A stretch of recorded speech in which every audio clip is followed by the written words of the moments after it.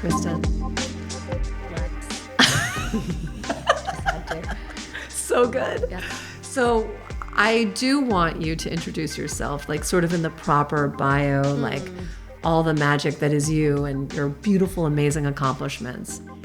And I also want to say that our connection was destined. And I don't know if people can relate to this, but this idea of people come into your life and you and I have been dancing. I call it like this, like our orbits kind of are dancing with each other for so many years. And we try to track all the different ways, but basically it's been over 20 years.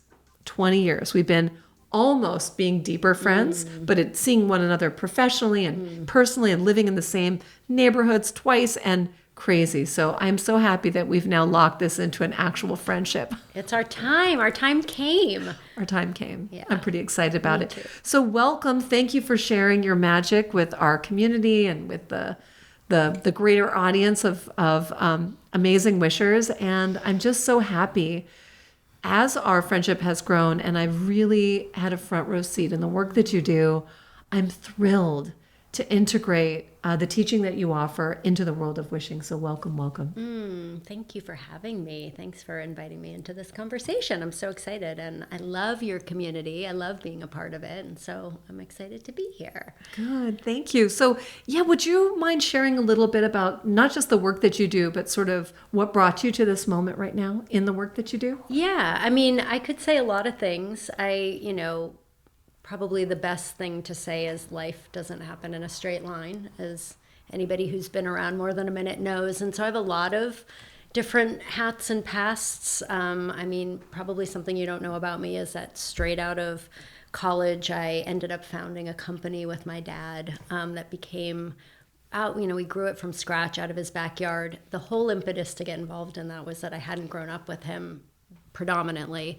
And so it was something, it was selling nutritional supplements. And from scratch, we created a $500 million company, which is crazy town. And I didn't even know. I was 22 years old and I was kind of similar to the world Wow. you've created for yourself, customer service and the shipping department and traveling around the country. But that built a lot of stripes in me. And, I think when my dad kind of lured me into that business, he said, I know you don't care about making money and you don't care about sales and you don't care about nutrition, but what you'll learn here, if you come on this ride with me, is to turn the invisible into the visible, which feels really resonant. And I was like, yes, bing, bing, bing, bing, bing. And so it's applied over the years in my life, again, as is true with all humans, certain things didn't go the way I planned or expected, things didn't work out, but that was a really seminal experience. And you can start from scratch, you can start over. I'm such a huge believer in that.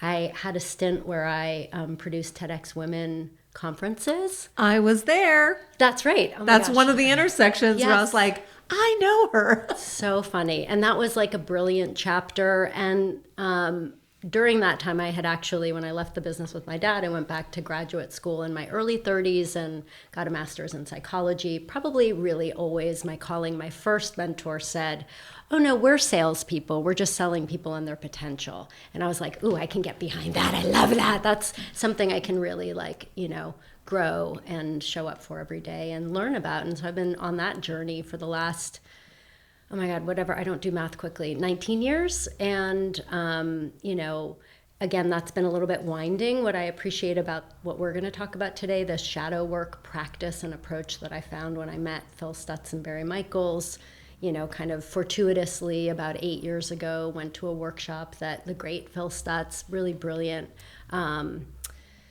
innovative psychiatrist and psychologist, he was holding this workshop. And when I ran into him, my kind of history as a traditionally trained psychotherapist, I had really become disenchanted with it. I didn't fully have language for it, but I felt like it was very past focused, very much, telling the same story and circling around that story without a lot of change. And I really knew, again, from a lot of life experiences, I just always believed people are really capable of change.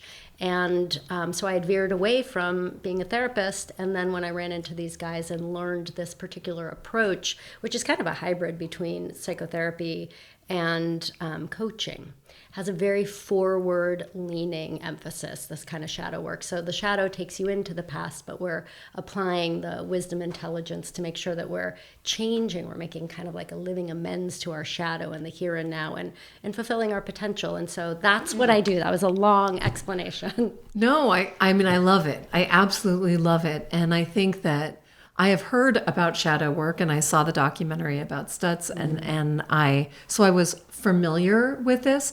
But when I got to know you and we had the opportunity to do the Women's Wish weekend together and really saw more firsthand how the shadow work is such a critical part of wishing, because in my experience, well, a couple of things, but in my experience with wishing, a lot of people have a lot of fear and hesitation around, if I wish for something and it doesn't come true, or maybe my path, I was disappointed in the past, don't want to be disappointed again.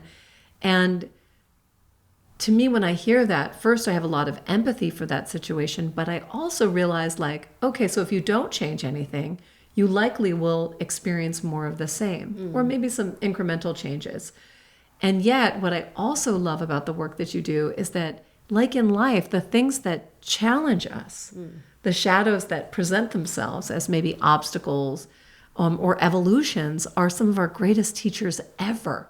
That they form who we are and who we become, and we discover what we're capable of, and it nudges us in directions that maybe we wouldn't ordinarily go in. So what an adventure, what an actually ripe time.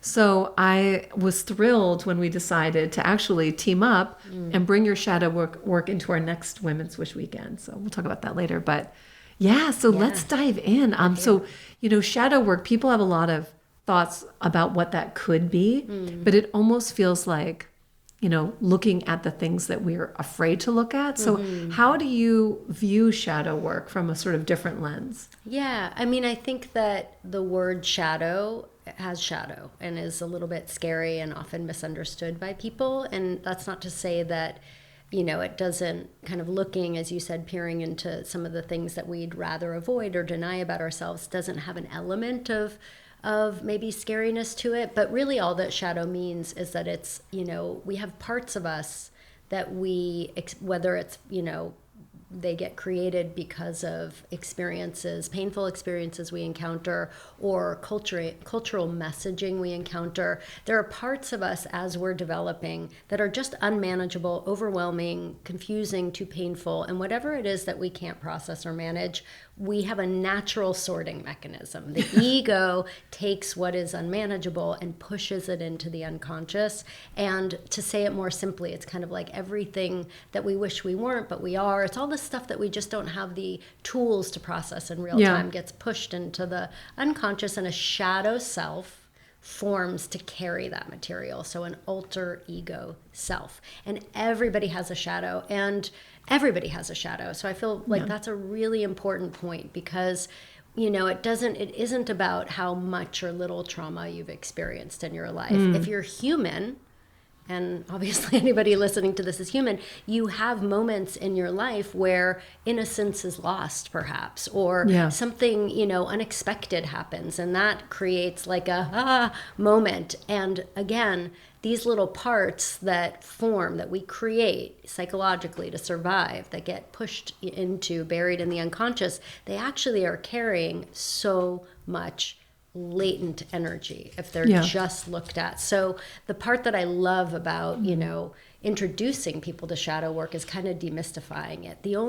What constitutes a shadow is just that it's a lost, abandoned, split off part of you that you didn't realize you created to survive. That's it. It's really like not that incredibly scary. I think that's a big part of what I enjoy with people is giving them like a really simple way to go access. I mean, I'm writing this book about shadow work, and the first chapter is called You're Sitting on a Gold Mine, because if you're just willing to get curious and peer into the unconscious, which we can all do, you don't have to take a psychedelic to be able to go into the unconscious. I mean, we go into the unconscious at night when we dream, but we can actually cultivate the ability just by closing our eyes to go peer into the interior world. And in that world, which is where most of our intelligence operates, is in the unconscious. In that world, our solutions, intelligence,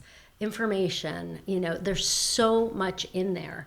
And it's actually, you used the word adventure before. It's like, that to me is the big reveal, that actually like peering inside of ourselves doesn't have to be dark and scary. It can be this like incredible mystery and adventure that so reliably, consistently yields like such big insight and fruits and forward motion and momentum. The simple act of peering into the dark and being willing to look inside is really where all the answers and solutions lie. And this is a way to do that. Shadow work in the way that I practice it is a way. I love it. Yeah. It makes me feel like you're cracking open the door of the basement, and then the light shines down into the basement, and you're like, oh, okay, it's not so scary. I can see what's going on down there. Yeah.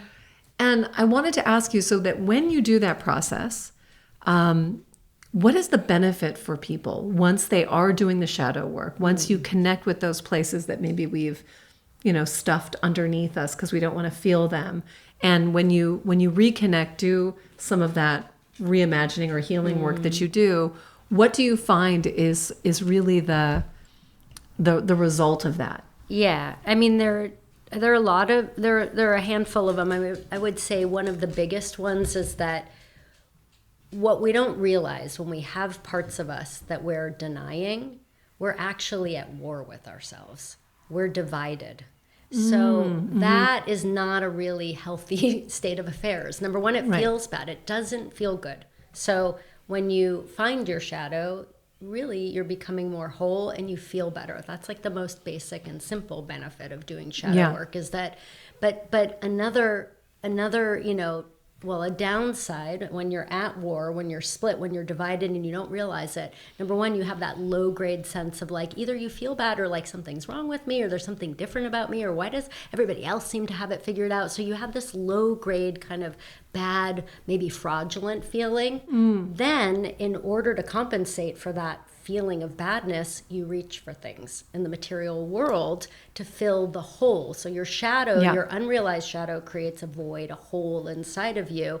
And then you're very dependent on outside things to try to, compensate for or make you feel better. And of course, everybody knows the end of that story. Nothing in the material world can really satisfy that longing, that missing piece. So again, finding the shadow actually helps people break like attachments and addictions and things like that.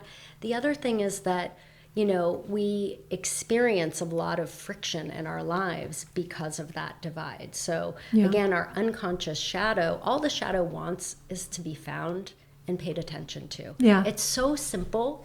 It's so simple and elegant. And when it gets that attention, well, I'll say it in the negative first. When it's not getting that attention, it takes us over. It sabotages us. Yeah. So it's like over here, pay attention. Exactly. Over here, like little pay attention. Exactly. Little temper tantrums. Exactly. Acting out or getting really blocked and paralyzed. But another thing we do is we project our shadow. So like we see in other people and in the world what we don't want to see in ourselves, we project it onto other people. So a lot of problems go away for people that they didn't even realize they had a hand in creating. I would say friction in the outside world kind of minimizes, goes down or reduces when you start working with that part. And the biggest upside is kind of what I alluded to before, is that so many of the problems people feel helpless to solve in their lives, literally the shadow is the gatekeeper of all the wisdom, intelligence in the unconscious.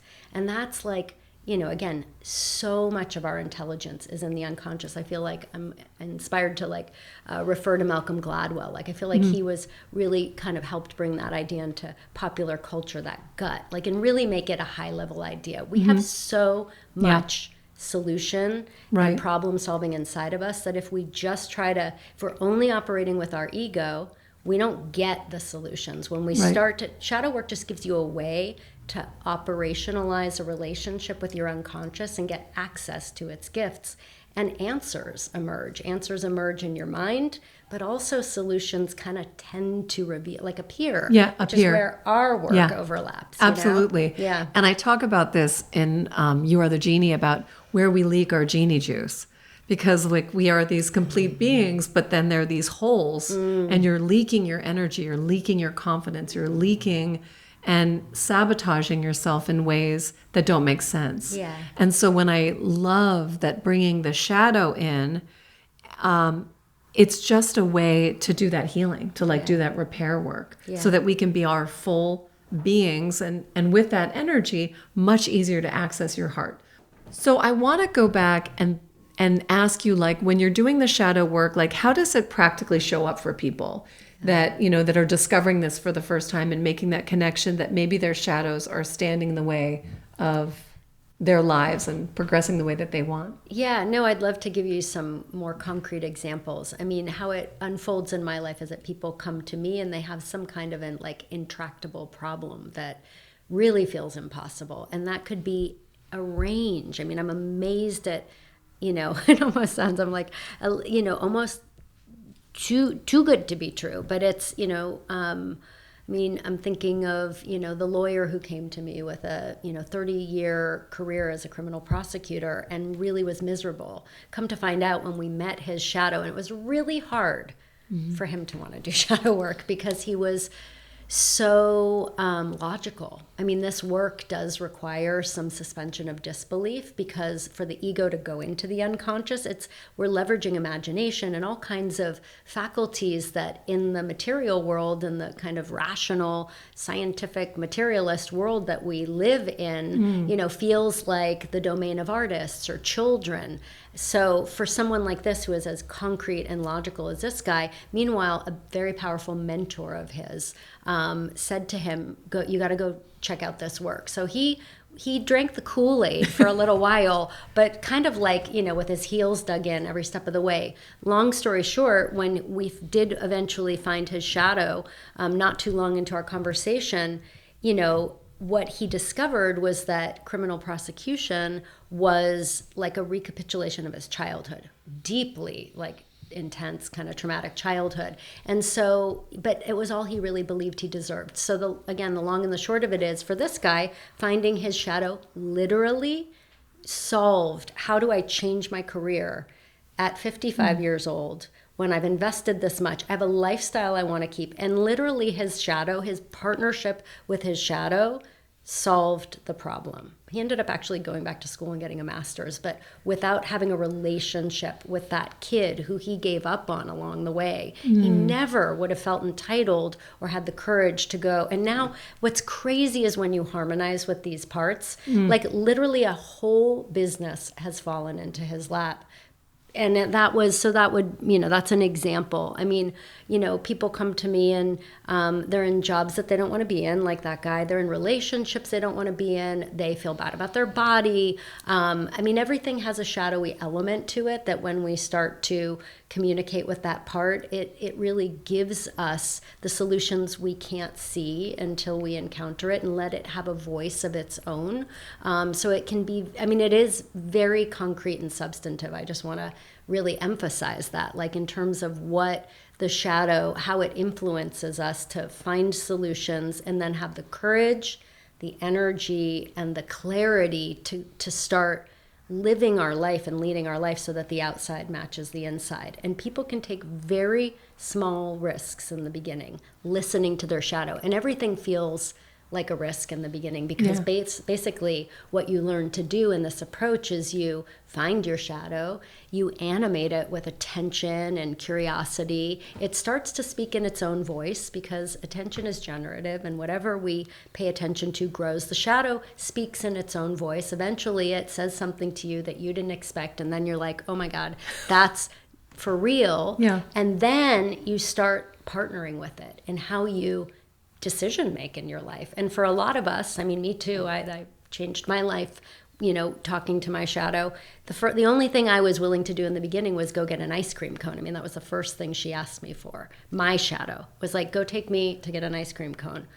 Not your bullshit LA ice cream cone, Kristan. I want like full fat, gluten, dairy, sprinkles. And what's really interesting is that, so I did it because I was like, okay, well, this is weird, but I'll do it anyway. So I went with myself, I took my fine self and my shadow in my mind's eye, and I did it for her. I listened to that part of me. And it wasn't until I had like the first licks of that ice cream cone that I realized what this part of me was trying to show me was that my life had become so rigid and rule bound.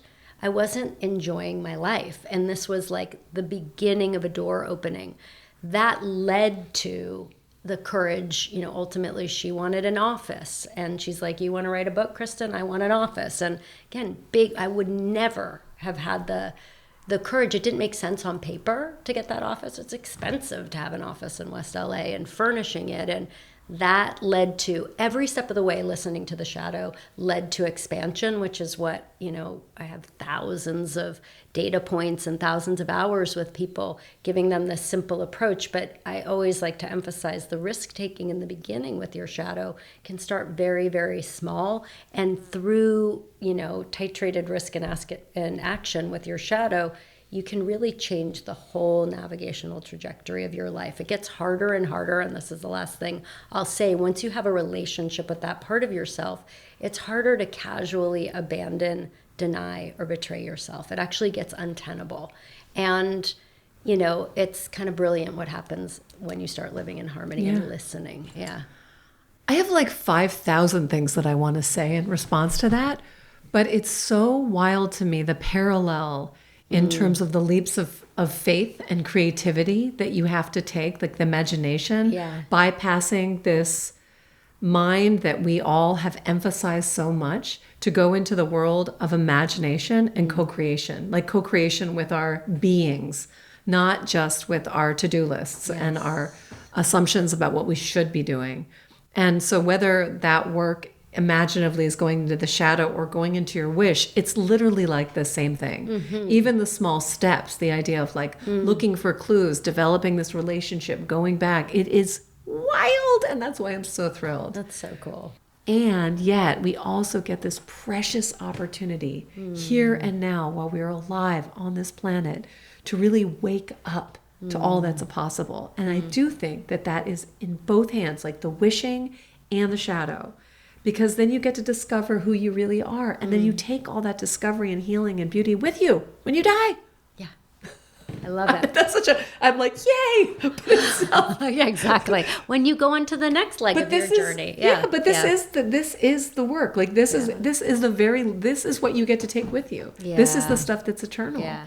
Yeah. And it's beautiful. Yeah. And non-time space bound. I mean, I always say, and I feel this way deeply, that cultivating a relationship with this part of oneself is the best insurance policy I know for getting to your deathbed without regret. Because again, you're harmonizing with the parts of yourself that carry the blueprint, how you came in before you were shaped by the influences of this material world that can be just like the elements in the physical world, can be harsh, can be judgmental, can be cruel, and not only, but those things, when we encounter them, leave these imprints. And when we go and we find the parts of us that carry the imprints, number one, again, we feel more whole, we feel better. They're carrying information about the life we're leaving on the table that we don't even realize that we've abandoned or given up on. They come with, the relationship as you cultivate it, as you practice, and that's what I would encourage people to do. Again, it's in the beginning, it takes a suspension of disbelief and focus because we're in a very distracting material world.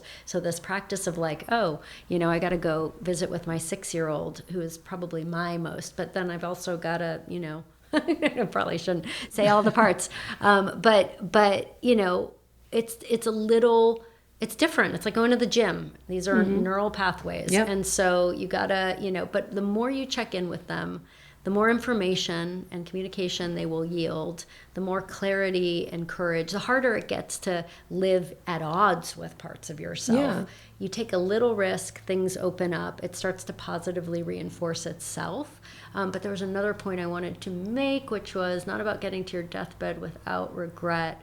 But you know what I love about shadow work, and you know my mentors, Barry and Phil, you know they have these very high profile practices working with very public facing, public forward people. And you know when they or I am working with people who really take up a lot of space on a world stage, what's so cool about bringing your shadow forward with you, going into like, I don't know, Jimmy Fallon or whatever it is, you're about to like go, and it's so hard to just be yourself, right? Like that's the scariest thing there is. It'd be better to be anything but my real self, because my real self could get hurt. Meanwhile, our real, authentic, whole self is our most magnetic self. So, the practice is like when you cohere with and presence yourself to and just check in with, before I'm just saying you're going on your hypothetical Jimmy Fallon show, you already have you're exposed to yourself.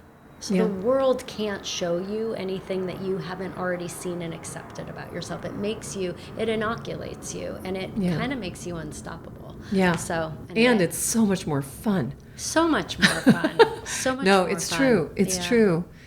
Thank you, Kristan. Yeah. I love this work. I really love this work. And what I'd love to do also is provide, if we can, if you don't mind, some of the things that you outlined, maybe just a worksheet that we can have people to go through this experience, to make it your own, to revisit it, to learn from Kristan, and to just experience, the invitation to meet your shadow and welcome the transformation, because it is powerful, powerful stuff. Awesome. And thanks for going on the ride and exposing yourself. I think you're 25-year-old shadow feels redeemed or something. Oh, completely. And I love this work. I really do. So cool. So it's part of being brave is that we all have this, People look at my life and sometimes think, oh, it's so perfect, or it's so this. We all have our stuff. Every single person. But the thing is that I really do dedicate myself to doing this work first before I teach anything. And I don't mean just the work that we're doing here, but that's wishing is really about that journey of self-discovery, and it's one certainly I signed up for a long time ago, but I'm so happy. You invite people into that space so beautifully. I mean, you can only take people where you've gone, right? So so thanks for collaborating with me. And I have a feeling this is just the beginning, but so much fun. We do have our Women's Wish Weekend planned for the middle of January 2026, but I'm sure you and I are going to be doing more and more. So stay tuned, but thank you so much, Kristan. You're incredible. My pleasure. Thanks for having me. Again, I am sure that you want to know more about Kristan, and you can find her mostly updating her amazing world on Instagram at Kristan Sargeant. Now, as you pointed out, she loves her vowels, or maybe her parents do. And this is how you spell it. KRISTAN SARGEANT.